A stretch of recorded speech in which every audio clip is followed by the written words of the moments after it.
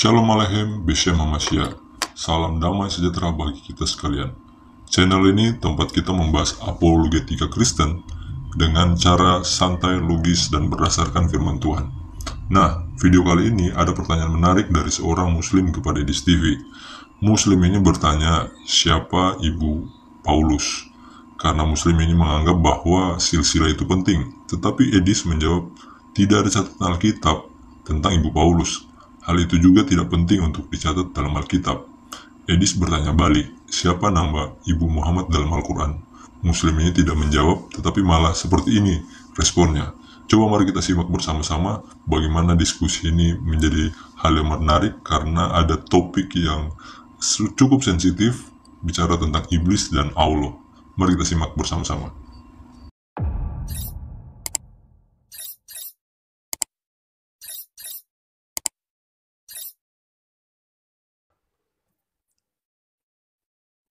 Ini saya naikkan lagi nih. Miss MRR. Ya, silakan MRR, silakan nyalakan kamera. Sudah saya kirim undangan di layar Anda, silakan nyalakan kamera. Nah, gini kan Hai, enak. Bang. Ya, silakan Bang. Muslim, Bang. Saya, Bang. Oke, silakan Bang. Apa yang ingin Anda katakan kepada saya? Tapi sebelumnya saya tanya dulu, sudah berapa lama, berapa bulan, berapa minggu mengikuti channel saya? Enggak, saya tidak pernah masuk di Komal, Bang. Saya juga baru kali ini saya masuk di Komal, Bang. Oh, sebelumnya belum pernah tahu? Pernah tahu yang Abang kalau diskusi saya selalu juga lewat, cuman tidak selalu saya pantau sampai habis selesai. Oh, begitu. Silakan, apa mau Anda sampaikan? Silakan. Anda Muslim kan? Oke, silakan. Apa mau Anda sampaikan? Siapa ibunya Paulus, Bang? Biar ngapa itu? Sebentar, saya mau tanya dulu. Kenapa Anda kok bisa bertanya seperti itu? Karena Paulus itu adalah rasul menurut kalian. Oh, begitu. Kalau menurut kalian Muhammad itu rasul? Jawab dulu siapa ibunya Paulus, baru kita cerita. Iya, makanya gini. Menurut kami Paulus itu kan rasul. Terus kamu tanya ibunya siapa kan gitu. Nah, makanya biar imbang, menurut kalian Muhammad itu kan rasul juga. Ibunya siapa juga? Ceritakan dulu tentang Paulus, nanti kita bahas tentang Muhammad, gampang. Begini, di dalam Bible tidak ada disebutkan ibunya Paulus, nama ibunya Paulus, karena nggak ada ininya. Kepentingannya buat apa gitu? Kalau namanya ibunya siapa nggak penting itu, gitu loh. Sekarang di dalam Al-Quran siapa nama ibunya Muhammad? Ini Paulus ini. Sebentar dulu, biar kita sama. Jangan kau kalau ditanya langsung meninggal. Saya kan sudah saya jawab. Tidak ada di dalam Injil disebutkan ibunya Paulus. Kenapa? Karena nggak ada kepentingannya, nggak ada gunanya. Buat apa gitu loh? Ibunya Paulus untuk apa gitu loh? Nah, sekarang saya tanya sama kamu, di dalam Al-Quran siapa nama ibunya Muhammad? Bentar, tuntaskan Duh, dulu. jangan bentar. Kamu saya berikan pertanyaan yang sama. Siapa nama ibunya Muhammad dalam Al-Quran? Ibunya Paulus. Bentar, saya lanjutkan dulu, Pedis. Ketika Anda tidak mampu menunjukkan siapa ibunya Paulus, sekarang pertanyaan saya, kenapa dia bisa dikatakan Macet suaramu. tidak Suaramu macet. Coba bicara dulu yang benar. Suaramu macet. Teman-teman, apakah suara dia macet, teman-teman? Tolong teman-teman, apakah saya jangan-jangan yang mengalami kendala sinyal?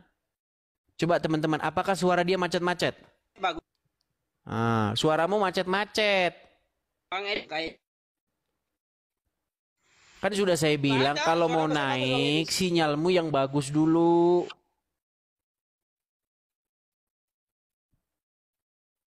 perasaan sinyal saya bagus loh Bang Edis.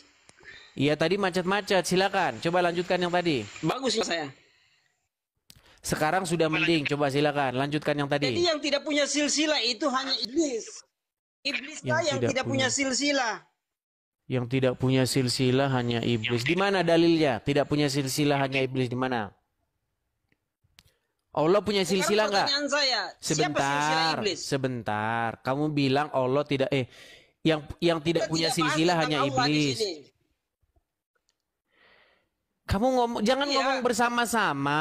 tidak bahas Kamu bilang silsilah. yang tidak punya silsilah hanya iblis. Allah punya silsilah nggak? Oke, saya jelaskan. Kenapa saya Sebentar bahas dulu, masalah kau tadi bilang yang tidak punya silsilah hanyalah iblis. Saya tanya, Allah punya silsilah nggak?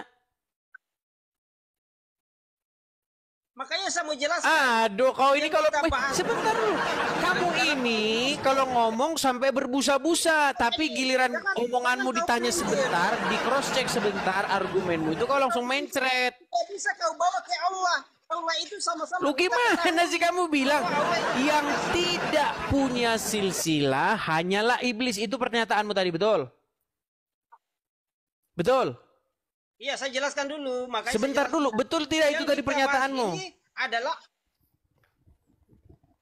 saya jelaskan kamu. Udah bagusin dulu sinyalmu bagusin dulu. Nah, kamu suara saya kamu terima 3 detik kemudian, jadi kita ngomongnya nggak nyambung. Kamu macam ada di dunia lain, jadi bagusin dulu sinyalmu. Teman-teman kalau mau naik ke sini, pastikan sinyal teman-teman kuat ya. Sinyalnya itu nyambung kan. Jadi kita kalau ngomong itu bisa langsung saling menerima di saat itu juga. Karena kalau sinyal kalian nggak kuat, saya ngomong nanti 3 detik lagi baru Anda terima. Jadi agak berat kita diskusinya. Ya. Nah teman-teman, kita akan bahas pertanyaan daripada Muslim ini, mengapa nama Ibu Paulus tidak disebutkan di dalam Alkitab. Pertanyaan ini bagus dan saya paham mengapa Muslim tadi itu penasaran. Karena ya kita tahu bersama bahwa Paulus adalah salah seorang tokoh terbesar dalam sejarah kekristenan. Jadi muncul pertanyaan mungkin bagi teman Muslim tadi, mengapa Alkitab tidak menyebutkan nama ibunya? Untuk itu mari kita bahas bersama-sama. Pertama-tama kita perlu memahami bahwa Alkitab bukan buku biografi biasa yang mencatat setiap kehidupan atau kehidupan detail daripada seseorang. Fokus utama Alkitab adalah rencana keselamatan. Ingat, fokus utama Alkitab adalah rencana keselamatan dan bagaimana Tuhan memakai orang-orang tertentu untuk menggenapi rencananya. Misalnya dalam kasus Paulus, kita tahu beberapa hal tentang latar belakangnya. Dia adalah seorang Yahudi dari suku Benyamin. Kita dapat membacanya dalam Filipi 3 ayat yang kelima. Dia juga adalah seorang yang lahir di Tarsus dan merupakan warga negara orang Romawi. Kita bisa membacanya di dalam Kisah Para Rasul 22 ayat 3. Dan kita juga diberitahu di dalam Kisah Para Rasul 22 ayat 3 bahwa dia dididik di bawah Gamaliel. Gamaliel adalah seorang ahli Taurat yang terkenal. Tapi nama ayah dan ibunya tidak disebutkan. Kenapa? Karena itu tidak relevan. Saya ulangi, karena itu tidak relevan dengan misi Paulus dalam memberitakan Injil. Dalam budaya Yahudi dan Romawi saat itu, seorang biasanya dikenali melalui ayahnya atau asal-usulnya, bukan ibunya. Itu sebabnya kita sering melihat sebutan seperti Saulus dari Tarsus. Misalnya kita dapat melihat di dalam Kisah Para Rasul 9 ayat 11. Atau di dalam Yohanes 18 ayat 5 tentang Yesus dari Nazaret. Jadi tidak aneh jika nama Ibu Paulus tidak dicatat. Sebagai perbandingan, mari kita lihat dalam sejarah Islam. Apakah kita tahu nama Ibu Abu Bakar, Umar, Utsman, Ali? Mungkin ada catatan dalam literatur tertentu, tetapi apakah itu dianggap penting dalam ajaran Islam? Tidak juga. Makanya kalau Edis tadi bertanya tentang nama Ibu Muhammad dalam Al-Quran, tentunya kita tidak akan menemukannya juga di dalam Al-Quran, karena itu tidak dianggap penting. Karena dalam sejarah kuno, seorang lebih sering diidentifikasi dari ayahnya atau daerah asalnya, khususnya orang-orang yang ada disebutkan di dalam Alkitab. Lebih menarik lagi bahwa di dalam Roma 16 ayat 13, Paulus menyebut seorang wanita yang dianggapnya seorang ibu. Kalau kita membaca di dalam ayat itu dikatakan bahwa salam kepada Rufus, orang pilihan dalam Tuhan, dan kepada ibunya, yang bagiku adalah ibuku juga. Perhatikan, kepada ibunya, yang bagiku adalah ibuku juga. Ini bisa berarti bahwa seorang wanita yang merawat Paulus seperti ibu. Tetapi tetap saja, itu tidak relevan untuk dicatat sebagai bagian dari rencana keselamatan.